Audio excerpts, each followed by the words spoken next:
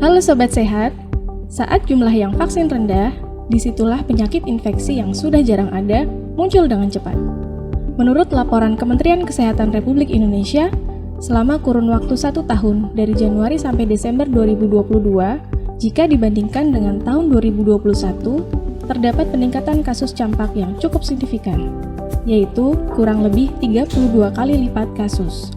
Hal ini dibuktikan dengan adanya laporan yang memang cukup banyak, yaitu lebih dari 3.341 laporan kasus campak yang dilaporkan. Ini terjadi karena sudah 2-3 tahun berturut-turut Indonesia tidak bisa mencapai target untuk pelayanan imunisasi rutin, sehingga banyak anak-anak yang tidak diimunisasi rutin akibat pandemi COVID-19. Apa itu campak? Campak adalah penyakit yang disebabkan oleh virus, yang merupakan penyakit infeksi saluran pernapasan yang sangat menular. Penyakit ini ditandai dengan ruam kulit di seluruh tubuh dan gejala seperti flu. Bagaimana penularannya bisa terjadi? Campak sangat menular, bahkan lebih menular daripada COVID-19. Penularan dapat terjadi bahkan sebelum ruam muncul melalui udara, percikan batuk, bersin, dan melalui kontak langsung dengan orang sakit. Virusnya sendiri bisa bertahan selama beberapa jam dan dengan mudah menempel pada benda-benda. Jika seseorang menyentuh benda yang sudah terkontaminasi oleh virus campak, maka besar kemungkinan ia akan tertular. Lalu, apa saja tanda dan gejalanya? Gejala akan diawali dengan demam yang semakin tinggi. Anak campak akan mengalami 3C, cough atau batuk, koriza atau pilek, konjungtivitis atau mata merah. Saat demam makin tinggi, kurang lebih hari ke-4 sampai hari ke-5 akan keluar ruam kemerahan. Ruam akan menyatu dan akan menjadi kehitaman pada fase penyembuhan. Anak sudah tidak dapat menularkan virus jika ruam sudah menjadi kehitaman atau kurang lebih 4 hari sebelum dan sesudah ruam muncul. Penyakit campak juga dapat menyerang pada ibu hamil. Bahaya campak terhadap janin yang dikandung biasanya tergantung pada usia kehamilan. Jika ibu hamil terkena infeksi campak pada trimester pertama kehamilan, resiko mengalami keguguran atau persalinan prematur akan meningkat.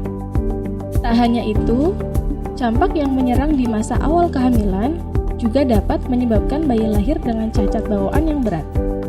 Di sisi lain, jika ibu hamil baru terkena campak saat usia kehamilan sudah menginjak trimester akhir, biasanya akan terjadi infeksi perinatal pada janin dan menyebabkan peradangan pada seluruh jaringan otak janin atau panencefalitis.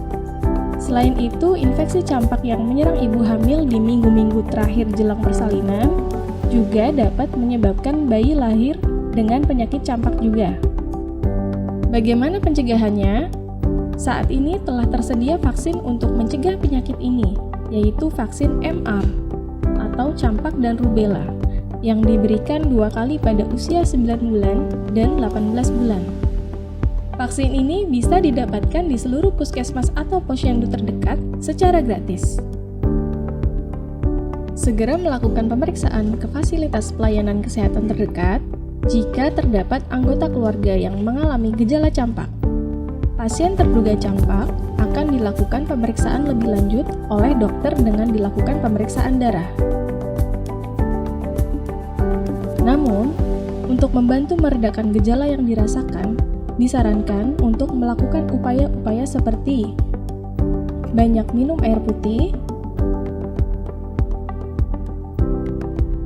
beristirahat yang cukup, serta pasien campak dan orang yang merawatnya disarankan untuk tidak berbagi alat makan, rutin mencuci tangan dengan sabun dan air mengalir, serta membersihkan perabotan rumah dengan desinfektan.